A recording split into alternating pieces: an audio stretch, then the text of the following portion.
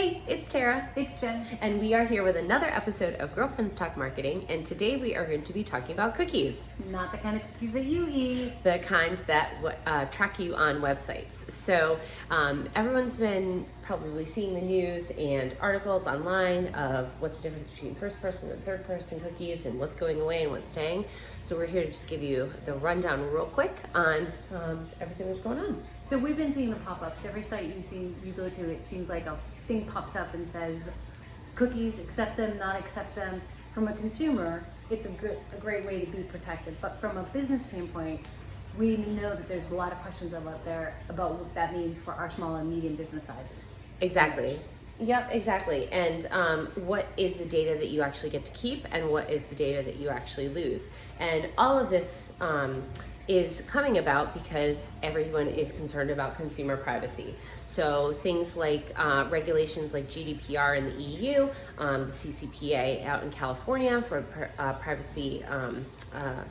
privacy laws, all of that is playing into how consumers are being tracked on the website, and therefore how advertisers and companies can then retarget and remarket to you in a variety of ways. So I want to be safe on the web. I don't want to have people, it's kind of creepy when I look up a site, Yes. I look up a tent, It's and then all of the a sudden Amazon effect. Yes. And all of a sudden I'm getting ads for flashlights and hiking boots. Yes, exactly. So all of that's going to go away to an extent. To an extent. So one of the things that you might not have realized is that browsers such as Safari and Firefox have actually been blocking third-party cookies since 2013. So this is not something that's new to the industry, and even marketers and CEOs we've been well-versed in knowing that this change is coming, and the only reason why it's kind of here and loud and noisy is because it's Google and it's Chrome, and Chrome represents almost 75% of search traffic. So the fact that Google's finally blocking third-party cookies is the reason that this has kind of become a big deal as of late, and we see a bunch of headlines and information around it.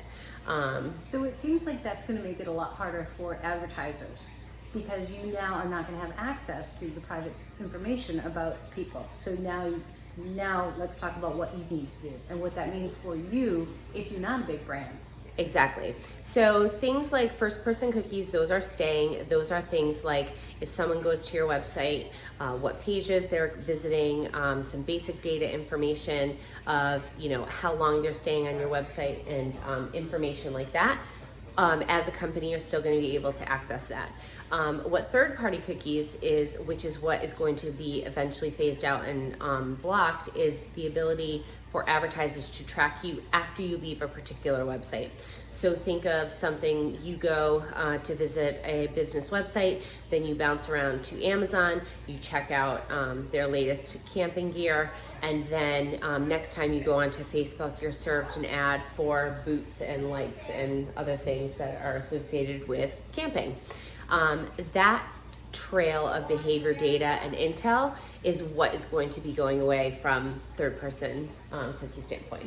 Like when you look up underwear and then you go to talk with a client and show them a website, and suddenly you have ads for things that you don't necessarily want to be sharing with everybody. Exactly. It's again, it comes back to privacy and targeting, and it's really for big businesses. This is something that they're going to have to figure out a way around more so. For some small and medium-sized businesses, you not needing anything more than the basic data website tracking for visitors that you're getting anyway. So not much will change there. So from a small business perspective, medium-sized business, what doesn't change is that you still need to get as much information as you can about your customers. You want to know who they are and what they're interested in and what they're doing, so that you can tailor your services and your products to your customers. That's always been the same. Correct. And you do that through forms, through email signups, through landing pages, things like that. That's the proper way to collect data.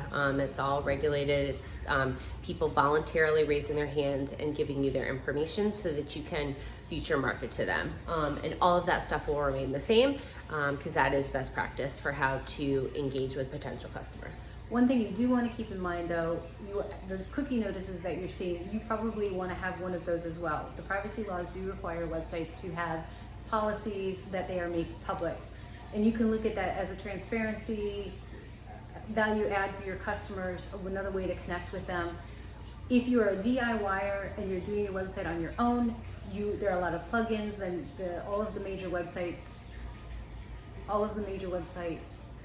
companies are making this very easy to use. And if you have a developer, you want to talk to them about getting your website up to compliance. Correct. It is a compliance thing. Google will ding you.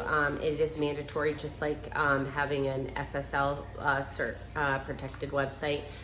Having your message on accept or do not accept cookies is mandatory, and how you are sharing data with people is also a component of that. So it's also important to link your privacy policy directly in that notification, so that people can click through, read your privacy policy and understand, do I want to accept cookies or not? So. Sounds good. Now Yeah. I'm hungry. Let's go get some cookies. Exactly. That's about it. If you have any questions, let us know. And best of luck securing your data and being compliant for consumer protection. Be safe. Have a great day. Until next time. Bye.